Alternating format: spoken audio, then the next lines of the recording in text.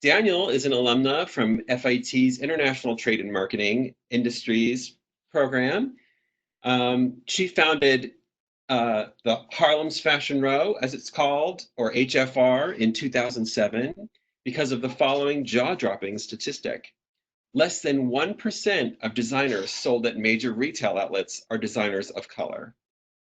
HFR is a regular presence at New York Fashion Week. Most recently, they organized an event featuring Dapper Dan, April Walker, and Myra Hilton, and their work has been covered on fashionista.com and Essence, the New York Times, CBS, and many, many other outlets. In the fall, HFR's collaboration with Nike and LeBron James to create a sneaker, the LeBron 16, sold out in minutes. Okay, Brandice, thank you for coming on the show. Welcome. Oh dear, Rishika, I can't hear Brandice. I'm not sure why. Let's see, can you all hear her? I said, thank you so much for having me. I'm excited to be here. Okay, thanks. Um, so what can you just start by telling me, like, what have the last few weeks been like for you? Oh my goodness. So, about 5 weeks ago, I have a 4-year-old. And so it was announced that her school was closing for a while. This is when, everything started to just bubble over. And so as soon as I found out her school was closing, I actually called home, which for me is Memphis, Tennessee, and said, I got to come home because I cannot work in the house with a 4-year-old. So it has been quite interesting trying to juggle the roles of motherhood and work, and also trying to support the designers that we work with. It's been challenging, but I've managed to keep a smile on my face. Oh wow. So wait, you're from Memphis, right?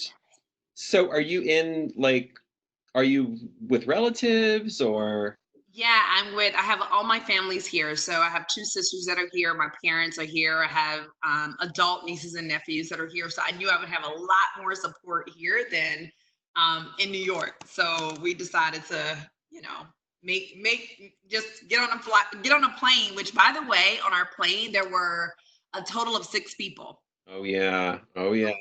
19. Yeah. Oh my gosh. So so you've been in Memphis, but you've still been doing work for HFR, right? Tell me about that. So we are working on a new virtual event that we have coming up. When something like this happens, for me, I'm always asking myself, okay, how do I serve right now? Like, this is actually something that's never happened in our lifetime. And so that is like my number one question. How do I serve designers that I work with? What do they need right now? How do I also bring the fashion community together, especially the multicultural fashion community, which is a lot of the people who come to our events? And really, how can I help to encourage others? That is like what I'm always trying to figure out. And so every day is about that for me, Alex. I'm on phone calls with designers every single day, helping them work through pivots for their businesses. We're working on a virtual event right now that will be a fundraiser for designers. I was on a call earlier on our Instagram Live with the CFDA, who's just launched this amazing fund with Vogue called Common Thread. And then we have a designer retreat that we had scheduled for July in partnership with Nike. And so we're moving that to virtual. So lots going on in the middle of all of this. So what's a designer retreat? Tell me about that. So a designer retreat for us is an opportunity for designers to come together and like learn, be inspired, and really kind of build community, because most designers that I know work in their own little world, in their own little bubbles, right? Sure. And they never kind of, get the opportunity to like find out what other designers are going through and what challenges they're having. And this really was kind of brought about when we partnered 3 designers to work on the LeBron James 16 shoe. What I found was that those 3 designers end up becoming like such great support systems for each other. They were a shoulder to lean on. They shared resources, shared factory resources, and material resources, and really became like a family. And so that kind of inspired how I approached the designer retreat, in that I wanted to create a really cool 3-day experience for designers where they would not only get a chance to hear from industry leaders and go to places like the CFDA's office and Elle Magazine and Intermix to meet with the president, but then they would also get a chance to kind of build a network with each other. Cool. So in your experience, the designers are maybe not so good at like the networking business aspect of it, or no? No, they really struggle with that. And, you know, I think probably one of the most challenging things you can try to do in the world is be a designer and run your business. A Mm-hmm. lot of the designers that I'm working with are doing both. And when you're trying to be the creative and the entrepreneur, like, you really just don't have time, because you're so, it's all, there is always something to do, because you're creating, but then you also have to sell the item that you've created. So this kind of gives them an opportunity to just like let loose, let their hair down, actually be themselves, come in, share their challenges, and not be judged. Mm, that sounds cool. Can you tell me a little bit about the LeBron James project? I know that's in the past, but it's kind of amazing. Like, what happened? How did that happen? Well, it's kind of in the past, but I'm still working with this team, and I'm still working with Nike. We actually have 3 designers right now at Nike's headquarters in the middle of this for a Serena Williams project. So we are still working with them on projects. That project came about after our 10th year. So our 10th year for Harlem's Fashion Row was, oh my gosh, it was like the hardest year we've ever had. I believe, I think that everything that could go wrong went wrong, from sponsors pulling out for the very first time that had never happened before. We decided to have an event outside, and it rained cats and dogs that night. As a matter of fact, it was sunny the entire week except that one day our event was on. We had to rent tents, which was not in our budget. I came out of that event in debt. It was so hard. And I tell that first because I want, I have to always tell that story before I tell the story of Nike and LeBron, because that's the place we were in. And so what I had said was, I'm not going to plan any events for 2018. However, if a brand wants to partner with us and bring a product to life, like to the market, I would love to do that. And so that year, we had the event in September 2017. In October 2017, I got a phone call from a brand who said, "Hey, what are you doing in February? We want to sponsor it." That has never happened to me, Alex, before or since, right? So that was my sign. Okay, clearly I'm supposed to move forward with events. And then in November, I got an email from a woman who I had met with maybe 3 years prior at the Library Hotel on Madison Avenue. And she loved Harlem's Fashion Row and what we were doing. And she said, "I have nothing for you right now." She worked for a marketing agency. She said, "But if I do, I'll let you know." And her email was simply, "Hey, when we met, I told you that if I had something, I would let you know. I think I have something interesting. Can you hop on a call?" And so we hopped on a call with her, and she was so vague about the whole thing. There's this athletic company, there's this athlete, he said this thing, now they want to do something. I think HFR is the perfect partner for this. If you're interested, I'll have an NDA sent through. And I told you the place I was in. I was like at the worst, my so I said, "What do I have to lose?" Yes, have them send it through. And the NDA came through and it had a swoosh on it. And probably everything in me dropped. I'm like, what is this all about? It went really fast from there. From there, we were on a call the very next day with the brand manager at Nike for LeBron James, which was an African-American woman, which she was the first African-American woman in that position. And she had heard LeBron James talk about Black women in particular, and she wanted to do something with that statement to influence his next shoe. So she had reached out to Marissa, who had reached out to me. And even if, as we were on that call talking, like all the hairs on my arms were standing up. Like I had butterflies. Like I just knew. And normally I try to play it cool. But I couldn't even play it cool, Alex. I just said to her, I said, I don't know what is going to come from this call, but I think something really amazing is going to come from this because I have butterflies and I think all the hairs on my arm are standing up. So you helped realize the shoe, right? So how did that come about? How was the design chosen? And Yeah, so what they wanted me to do was, she said, Brandice, if you could get us a few designers to choose from so that we can pick one of those designers to partner with a team to design the next shoe. And I went through so many designers, but then I decided, you know what? I should go with the 3 designers who were just in our 10th anniversary show, because I went through so much for that event, but so did they. They all had different challenges. And I said, it should be them. And they were all designers who had shown with us before. So I had worked with them for a while, knew that they were full of integrity and that I would enjoy working with them. So I presented those 3. And I put them in a deck. I told them, here's why I selected them. Here's how they exude strength, because I knew that the word strong and strength was going to be used for the shoe, the inspiration for the shoe. And they were supposed to pick one and came back and said, we couldn't pick one. We picked all 3. And so that was how that happened. And then maybe 2 weeks later, it was in December, me and the 3 designers were on our way to Portland to meet with the entire Nike team. Lebron has a team of maybe about 20 people at Nike, who is totally just dedicated to the LeBron James brand there. And before we walked in the door, I said to the designers, look, guys, we're not going to try to have any pretense. We're not going to try to be anybody we aren't. We are walking through the door as authentically who we are, what we've been through, our past. We're not covering up anything. And they either take us as the real versions of ourselves, or they don't take us at all.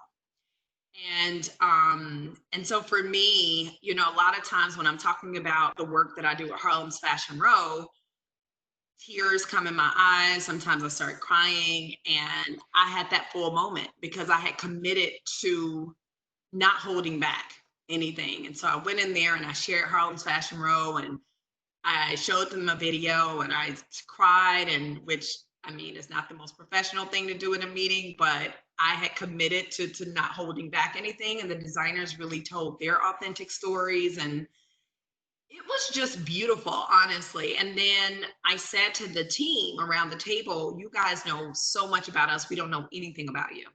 Mm-hmm. And they started sharing their stories. And what was interesting was that the people in the room who had been working with the person next to them for years had no idea that what they were sharing was a part of their story. Oh. And so I always tell people that what they saw in that shoe and what they felt in that shoe goes so much deeper than the shoe. There was such a beautiful collaborative spirit and heart behind it. And I think that's why it sold out so well and why it did so well. Mm, that's awesome. But I think also one thing you're saying in your story, if I understand, is that part of why you're able to do things like this is because you've been so persistent and consistent with HFR that people now know you and they come to you with things to some extent. Is that not true? I mean, I feel like in some ways your story is a good story of persistence. Do you think that's accurate? Alex, oh my gosh, so much persistence. I mean, it's not easy when you're trying to build a brand and you don't have any money, connections, or influence. And so I literally started HFR as a transplant from Memphis with neither of those 3 things. And, you know, when you're trying to build something like that from scratch, you're going to come across more challenges and obstacles than, quite honestly, you could ever imagine. Everything you can think of, I've probably come across it. But go ahead. Were you done? You know, but it's just been pushing through, not being afraid to ask for help, really getting vulnerable and telling people when I'm in a tight spot. Yeah. a lot of prayer and faith. Like it's just been all of it. It really has, because this has been probably one of the most incredible journeys of my life, but definitely one of the hardest. And I'm a mother, so for me to say that this has been one of the hardest, I hear you. I hear you. really did that. So actually, can we back up a little? It's like, tell me, now you grew up in Memphis, right? So Southern person. What made you decide that you like? When did you know like? And this was and FIT was not your first college, right? You got a bachelor's degree. So what made you decide that you wanted to go into fashion per se? Do you think? I knew after my freshman year, I went to University of Tennessee. I knew after the first year that I wanted to do fashion. I actually changed my major. They had a fashion merchandising degree there, believe it or not. Mm.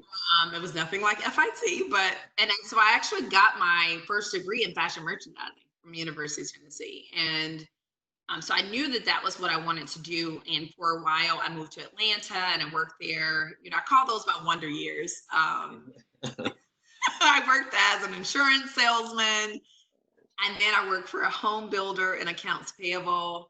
And when that company closed, the company wasn't doing well. And I knew at that point that I had kind of a choice to make. I was 23 or 20, I was 24 years old. 24 years old. And I said, I have a choice to make. I can either kind of go on this trajectory of working for a home builder, I was getting paid decent money, or I can really pivot into what has always tugged at my heart, which was something in fashion. And I made the decision to make that pivot, which for me meant moving back home to Memphis, living in my parents' home, which was terrible. That's not a starter. I think it's not an answer.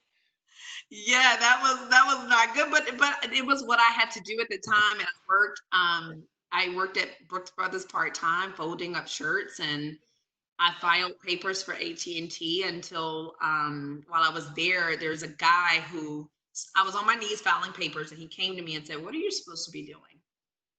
And somehow I instinctively knew that he meant, what was I supposed to be doing with my life? And I said, "I'm supposed to be a buyer," because at the time that was my dream.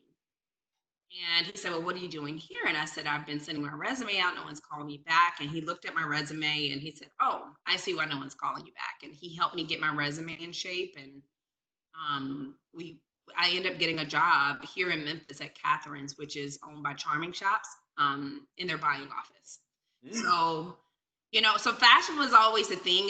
I just didn't take the straight route. But I knew I wanted to move to New York when I was in college. I just was very afraid to move there because I didn't know anyone who had even visited New York. Yeah. Oh my gosh. Wow. I was scared of New York too. I can totally relate. From I'm from Washington, D.C., actually. Okay, I yeah. sort of worked my way up the coast slowly, but I didn't really land until I was 30 because I just was too afraid. But tell me more about how did you end up at FAT and what was your experience like there? So I ended up at FIT when I got knew, okay, I'm ready to move to New York. I started applying to FIT, and I was actually applying to get a degree in fashion merchandising, again, a second degree, and I couldn't get in. Like apparently that degree is super competitive. Mm. But my buyer at the time knew someone who worked at FIT, and he said to her, "Hey, we have a new major, international trade and marketing. If she tries to go that route, she can probably get in." And so I decided to change it to international trade and marketing, which was one of the best decisions I ever. Well, I didn't make the decision, it kind of happened, but it was one of the best things to ever happen to me. That major was so incredible. I moved to New York and was working for an intimate apparel company in production and going to FIT at night. So I was going, and I was 28 years old when I started FIT. But what I loved so much about it was, this was my choice. I decided to go to school this time because I wanted a degree from FIT. And every professor that taught a class actually had experience in it. So, whether it was entrepreneurship, I remember I took an entrepreneurship class there, which was so amazing, taught by Josh Green, one of my favorite professors at FIT. And he owned Panjiva, and Panjiva is a competitor to Alibaba. Mm. So, and he brought in the founders of Rent the Runway. He brought in like so many cool founders he brought in to speak with us. It was a very unique college experience, Mm, one that I absolutely loved. yeah. So it was like that. So what really interested you at FHT was the real world experience. Did you Absolutely. can you think of specific lessons that you learned that you've been able to apply in your work or Yeah. So that entrepreneurship class was probably, I mean, because I had my company while I was taking that entrepreneurship class. So that was clearly the most valuable. I was actually doing HFR, working full time and going to FIT at night. And so Josh ended up being a mentor to me. I ended up meeting with the investment. I didn't get an investment, but I met with the person who does the investments at IAG. Um, he's connected me with so many people. It's like, I learned how to do an investment pitch deck from him, because we had to do them in class. And it was also my fashion law class. That was my second favorite class. I still have that book. I haven't held on to many of my books from FIT, but that was one of the ones that I really held on to. My professor of that class was actually an attorney for Blue Marine. oh, So it was just this cool real life experience. I think the thing that was the best was that the professors were not only doing the work during the day, and so they gave you like this real life experience, but also they made themselves super accessible. wow. They were helpful and practical at the same time. Maybe let's talk a little bit about how you founded HFR. Like, how did you come up with this idea? And was it the statistic itself that made you want to? I mean, that's a really disturbing statistic, Brandice. It is. And I always say to people, I wish I could say that I was so strategic about it, but that's not how it happened. I think sometimes if you really know like what your small idea can become, you probably will never do it because it will intimidate you. For sure, if Mhm. you had, seen what HFR could become, it would have, and we haven't reached our peak yet, but it would have for sure intimidated me. So I think sometimes, God gives us just an idea and then you have to act on that idea. And then that, like, it kind of threads together. And so for me, it was just the idea. Do a fashion show. Went to a fashion show in Brooklyn. It was a small show at a restaurant. Was nothing fancy about it. Quite, but even though I felt very fancy because it was the first fashion show I had been invited to. And while there, I had the idea, I want to do this in Harlem. And that was the idea, period. I want to do this in Harlem. But it wasn't just a regular idea. It was one that took me from watching the fashion show, like we had kind of wiggled our way up to the front. So it took me from being in the front. I left my friend. I went to the back. I found a sofa while the fashion show was going on. And my mind was just racing with ideas on this fashion show in Harlem. And that was really the birth of it because at that point, she and I talked about it all the way up to the Upper West Side. We went to some party. I didn't even engage with anyone at the party because I'm still thinking about this idea. We go home, I'm still talking about it. And by the time I got home, we knew who I was going to ask to be in it. I had kind of decided on a date, like all these things in that subway ride. And that was May of 2007 when that idea came. And because I didn't know any better, I planned the event for August 2007, which was 3 months later. Oh my God. So, and quite honestly, everyone except one designer told me no. They told me, we don't know you. Who are you? What is Harlem's Fashion Robes? A name I made up. Why would we do this? I've invested so much in my brand. I can't even call anyone to vouch for you. So it was very difficult to get designers to be a part of it for probably the first 4 years of HFR. But the first year was brutal. It was brutal. I had to go into those boutiques because what I did was I asked 5 boutiques. All the boutique owners were also designers, and they were all these boutiques that were popping up in Harlem at the time. And they were just brutal. They were not nice. And they would say no. And here I am hopping in with a smile from Memphis. And they're just like, what? You're from where? Oh, It took a while for me to get eventually 4 out of the 5 of them to say yes. wow. Sorry. So so your first show was for designers. For designers. Are you still working with any of the people that you started working with those years ago? Any of those designers? No, I'm in touch with them though. Like one of them now, she's like, she doesn't design anymore. She owns a vegan restaurant in Brooklyn. The other, he went into politics. The other, she doesn't design anymore. And I'm not sure what happened to the fourth one. So, you know, that's one of the reasons, Alex, I'm so passionate about HFR is because I have seen so many talented designers of color come in the industry, get great press, get great opportunities, but can't sustain themselves, so they leave. Yeah.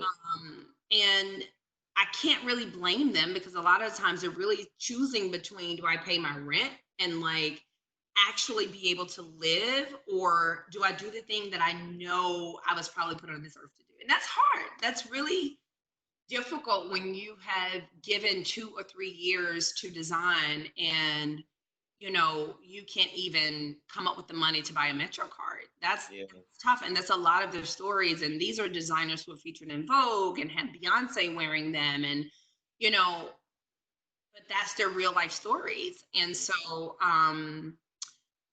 anyway, that's the thing that keeps pushing me and keeps fueling me with HFR. But the very first show was, not perfect, but so successful. We had a write-up in Women's Wear Daily at the time. Style.com wrote an article.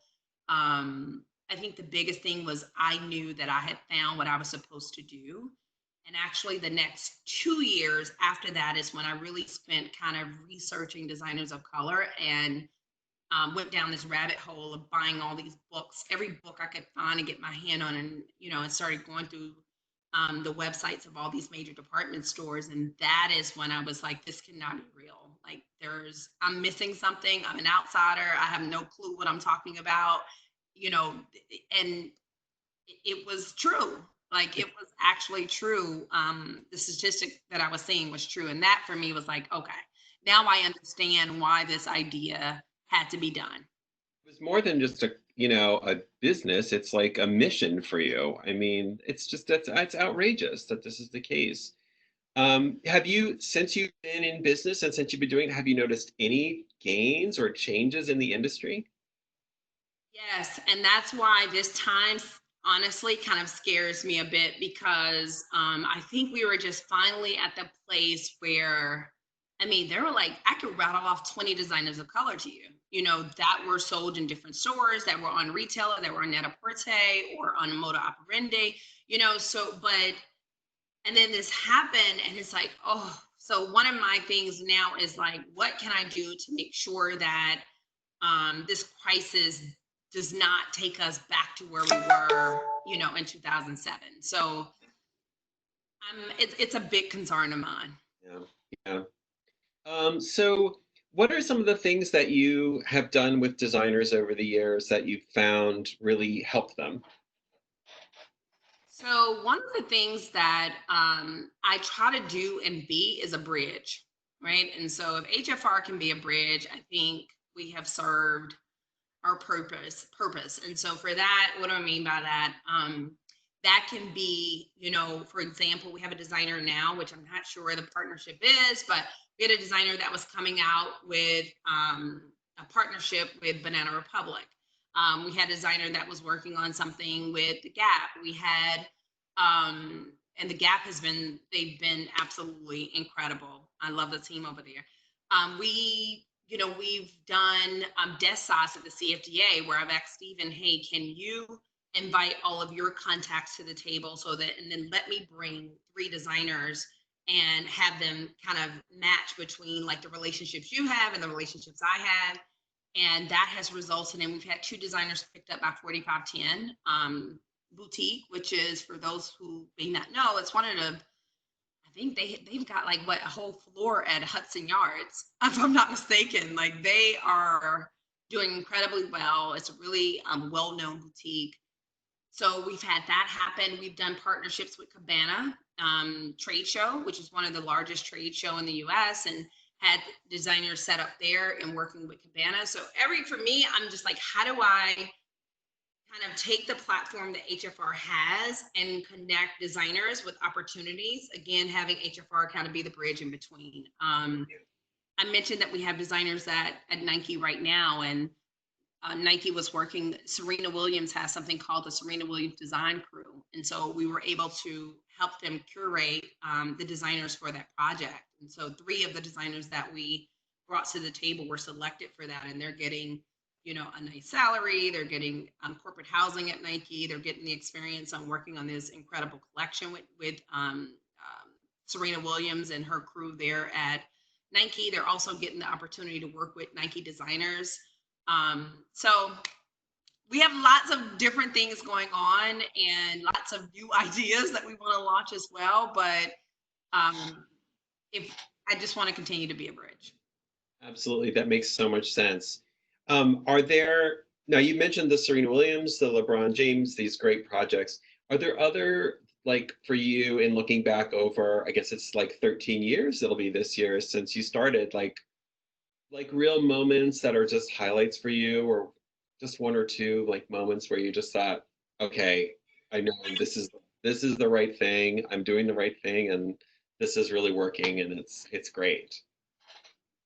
Yes. I think when we got our first big sponsor, Target was the first brand who supported us. And they were opening up stores in New York. It was when they first started opening up the stores in New York. And they really believed in us and bet on us big time. And that was, we did the first year they supported us. We did a smaller event at Studio Museum in Harlem. And then the second year we did a large show at Jazz at Lincoln Center. And, where I think it was Samantha Ronson was the DJ. We honored Tyson Beckford that night. Donna Williams, who was at the Metropolitan Museum of Art at the time.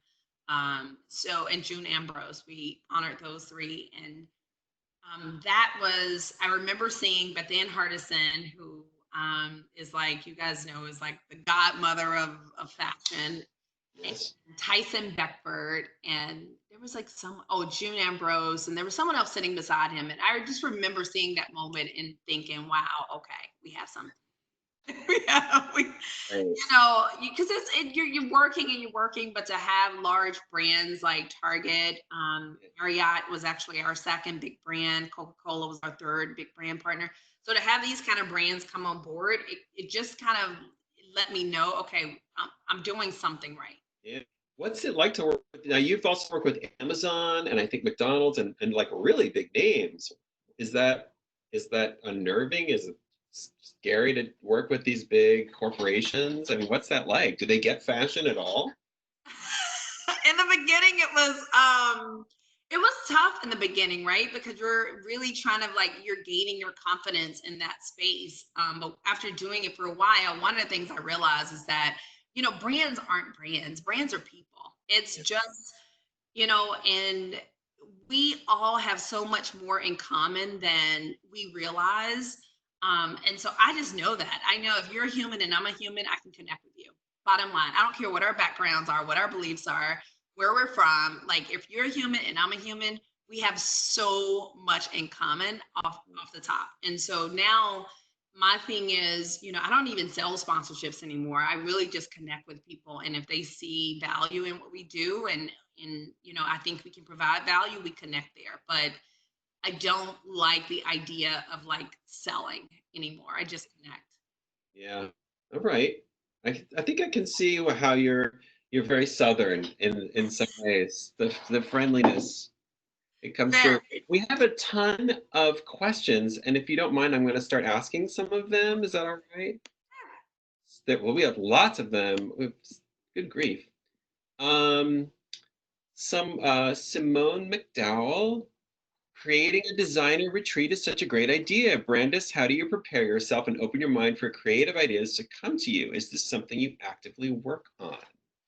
Oh my goodness. So Simone, one of the hardest thing is acting on a creative idea, right? So I think we all have them, but it's like, how do you take it from an idea to a physical thing, like something that's actually happening? And because what ends up happening for me, and I think a lot of people on the line can probably agree with this, is that I start out super excited. I'm like ready, like let's go. I'm all this. This is gonna be the best event that's ever happened. That's how I start. Okay. And then about a week into it, I'm like, Brandice, what are you doing? Who's gonna sign up for this? Who's gonna say yes? You know, are you nuts? Like, how are you gonna pay for this? And so it's really not about like starting. It's like, how do you keep the momentum going so that you can get to the finish line? And one of the things that I do is I kind of force myself to the finish line with everything that I do. And the way that I do that is I decide on a date of when it's happening. I come up with a name for the event. I decide on a time that it's going to take place, and then I put it out there. And it forces me to fill in the blanks. And that is scary as I don't know what. You know, if you follow me on Instagram, I talk about cliff jumping all the time, but that is my cliff jump. That is the only way I can get something done. Otherwise, you know, I'll sit on it for, I don't know, years, months, a decade, maybe. So if I'm gonna, I know for sure that if I have a creative idea that I know I want to get done, I have to basically force myself to do it by putting it out there and saying that this is what I'm doing. That's a great advice. Here, let me read this other. This is interesting. A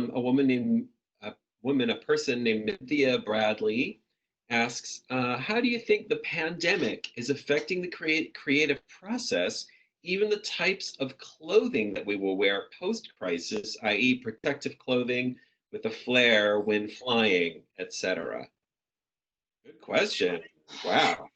You know, I think that Minthia, I think that some of the hardest moments, right, in history normally forces creativity. And it's not that you need tough times to be creative, but if you probably look at the course, and I've been researching this too, if you look at the course of history when like big inventions have been made, there's usually been during some time of crisis. And so I think that right now, you're going to see a few things happen in the fashion community. Some people are going to thrive. I'm talking to designers right now who are, you know, already on course to make a few $1,000,000 by the end of this year with the sales of masks, right? So I am already, so those designers who were doing okay is now about to soar to brand new heights, even within, right, as a result of this pandemic. And then there are other people who are getting like incredible creative ideas right now for their brands, and a lot of them revolve around masks and protective gear that they think people are going to need. And then there are other designers who are literally frozen in place, and you know, really just aren't moving. And I'm really concerned about those designers the most, quite honestly. Those are the ones I'm on the phone with, like, hey, I don't see you pivoting on your timeline. What's happening? So I think we'll see a lot of creativity come from designers that we had not even imagined. Actually, there's a designer, her name is Caress Dorsley, and her brand is, I can't believe I can think of it now, 1620, I believe. You can post her Instagram tomorrow and they can all find out. Yes, I'll post it. But she has these really cool masks right now that you can literally unzip to like put a straw in. And so it's so cool, it's so innovative, so interesting. And you know, and every time she posts it, she sells out of it in hours. So that just proves that there's so much opportunity. In terms of what we're going to be wearing now, I definitely think you'll see a big difference. You know, everyone at the airport will be wearing masks. I think you'll see the luxury industry jump in this. I think you'll be seeing Gucci masks, Fendi masks. I think you'll be seeing Louis Vuitton masks. I'm pretty sure that people are going to probably start to sell, and I may be giving someone an idea, I don't know. But I'm sure now when you buy a handbag, the handbag is now going to come with a pocket for your mask with your mask in it. Those are the types of things that I think that we'll see. These are great ideas. I think I'm going to steal one. Someone, Anisha Lewis asked, I applied to HFR ITB designer program, but do not have a website and currently working on building an online portfolio of my designs. I'm not the best seamstress and I'm unable to manufacture at this time. Do you have any advice for me? Oh, that's such a great question. We have an In the Black program, which is a virtual program for designers that we take them through. And that's such a great question. We are developing something right now because there are so the ITB program is for kind of established designers, but I also recognize that there are people in a phase before they get to establish, and we are creating something for designers who are in that place where you may not have a website up yet. You're maybe just at the beginning. You might even be thinking about designing, but not designing yet. So if you would just stick with us, we'll be announcing that very, very soon. But in the meantime, I have office hours on Fridays, and you are welcome to email me to set up 15 minutes for a call. My email is brandice@harlemsfashionrow.com. This is value added. This is really a valuable session. Here's one from Simone McDowell. How did you get to the place of not holding back and showcasing your authentic self no matter what, i.e. being in the room with LeBron's team, honoring Spike Lee, etc.? I didn't start out this way. I can tell you that. When I started HFR, I thought that I needed to be fashion. So I did not start out this way at all. I spent probably the first 5 years of HFR trying to be what I thought people would want me to be for this role. I think that the more challenges you go through, and for me, the more challenges that I went through, the more things that I had to kind of overcome. It just took me to a place of, you know what? Why? Like, why try to be anybody other than myself? I think my 10th year in business is probably when I became the most vulnerable I've ever become. And it was because I had gone through it. That event was traumatic for me. It really, really was. That year was traumatic for me. So I think when you get to like your lowest place, you kind of come out of that with no pretense because you understand what it's like to feel probably my worst, quite honestly. And so after that, you're just like, take me as I am. Here's what I have to offer. Take it or leave it. It's up to you. But that for me was really helpful. But I wish also that someone had told me at the beginning of my journey that the person that people were going to connect to most was the real me. I didn't know that. And, even when I was working with brands and sponsors, I always thought that I needed to present a certain way. And, and you do want to be professional, but at the same time, brands are never going to buy your company or your event or your idea. They're going to buy you. And so if you're not being who you really are, people can see straight through it.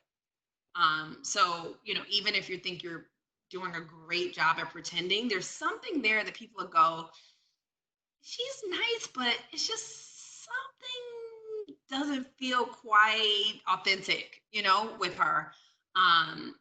Authenticity is the one thing you can never, ever fake. Like you just can't. And so people feel when you're being your authentic self, and so many great things happen from that. So, even when I go into meetings with brands now, they very much so get Brandice, all of me. That sounds like a good policy. Renee Cooper, who I think it works at FHT, if I'm not mistaken, has said, thank you for sharing your real story, Brandice. It's wonderful to see you at FHT. I'm glad you made it to Memphis. I made it to LA. Oh, yay. Renee Cooper, do you know her? Is this? Yes, I do. Okay. I do. So Laura, and the next one, Laura Diaz Alberto, 2 questions for Brandice. One, do you think the fashion show aspect of the business will remain, or do you have anything new in mind for showing new collections? That's one question. Let's start with that one. Do you think that this is something I've actually heard talked about, that the fashion show itself might not be around? For years, right, Alex, this has been a conversation about, how do we present collections? What makes the most sense? Are fashion shows relevant? And quite honestly, the answer from my perspective is no, even though we continue to do them. I've always felt like we needed to pivot, but pivoting is easier said than done, right? So, but I think when you have something like this happen, it forces the industry to pivot. So it's kind of like fashion industry showing on calendar or showing in season. You know, something like this is going to basically force everyone to make the decision that's right for them. I think we'll see people doing it several different ways until there becomes kind of an industry standard way, or there may never become an industry standard way. It may be that everyone at this point really has to decide like what's the right thing for their business. I mean, we're thinking right now our biggest event happens in September, and that's our Fashion Show and Style Awards. And I don't know where New York is going to be. And we've got big plans. We've got a new collaboration that we're launching for our event. So there's lots of things for us to think about. But I do think that this time is going to breed some really great innovation. And we've already started thinking about like, what does even an in-person event look like? With a little bit of social distancing, right? Because even though, you know, even if they take the band off, like I'm not going to be in an event with 500 people shoulder to shoulder. Like, I'm just not going to want that for myself. So I am even thinking through like, what does that look like? Does that look like less people for us? Does it look like a certain kind of venue? You know, just, I'm thinking through all options and possibilities. So I think we'll see a lot of innovation come from this situation in fashion. Yeah. What did you think, by the way, of I don't know if you saw this, but Rihanna's brand did their whole show online. It was just like a video. I mean, do you think that might be something people do instead of the in-person thing, just make like a really cool, innovative video for their brand? Well, that's subside. Yeah, I mean, the way she launched it was brilliant. She actually was also an in-person event. So it was an in-person experience. It was a video. It launched on Amazon, if I'm not mistaken. Was it Amazon or Netflix? Netflix, I think. Okay. Okay. It launched on one of the major streaming platforms. It was just super smart. Like, it was a way to not just introduce your collections to editors and fashion influencers, but basically through the world through that streaming platform. So I think that is a very smart way to do it. I think I'm going to learn a lot from the virtual event that we're hosting on May 16th. I'll learn a lot from that. So I'll have more to share after that event. Okay. Next question. What would you say is your top recommendation for the designers in your community at this time? My top recommendation is pivot. I pivot and tell the truth. Those are my two things. So what do I mean by that? Right now, this isn't the time to like put out your fancy photos of the shoot that you took last year, you know, at this thing, and just put it out there and say spring 2000. Da, da, da, da. You know, this is really the time to like connect with your audience and say, hey, this was a photo shoot that we took. We had planned on launching it right now. I had no idea we would be in the middle of this. If I had known, I would have appreciated that moment so much more, you know, to really be human. This is the time to really connect with people in that way. And then, so it's like really telling the truth. And if you're having a hard time as a designer, or, you know, your products aren't being manufactured because your factory is closed, it's a great time to just have a real, truthful conversation with your customers. Customers are going to resonate with it right now. I think people are more human in this moment than they've been in a very long time. So I think this is a time where people just want to connect with you as a human. And in terms of pivoting, I think that every designer should be making masks. Like, New York is now requiring everyone to wear a mask out. LA has now made that a requirement. You're talking about two of the largest cities in the United States. So, and where are we going to get masks from? You know, right now, I'm sure Nike is working on it. I'm sure Gucci is working on it. I'm sure these brands are working on it, but right now they're not in the market. And quite honestly, they can't really go to market as fast with it because they don't want to look like an opportunist on a crisis. However, a smaller designer can, and this is the time for them to strike before the big brands hop into this. Very good. All right, I'm going to ask one more question, then I think we're going to wrap it up. Someone said, so what do you think is the problem when a designer gets the press and the celebrity nod? Why can't they make it? So that's like the celebrity nod is so great, right?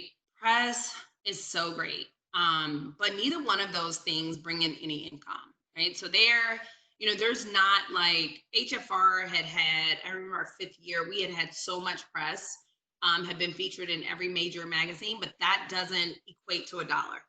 So, but you can kind of use that, right, to leverage opportunities.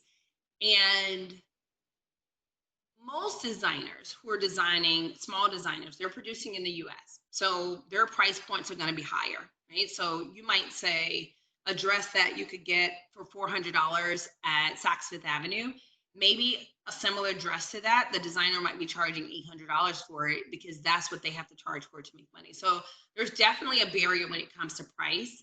But I think a lot of it is that, we teach all the areas of,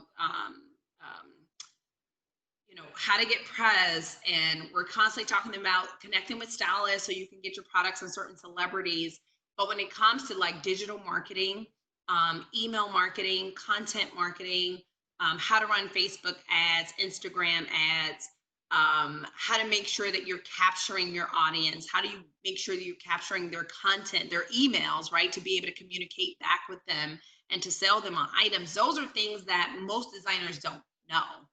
And without the commerce piece of it, which includes all of the marketing, which, and not just marketing just to be marketing and putting your brand out there, but actually marketing that converts to sales, it's almost impossible for a designer to make it. And unfortunately, that has been the case for, I don't know what, 100 years in fashion. So that's not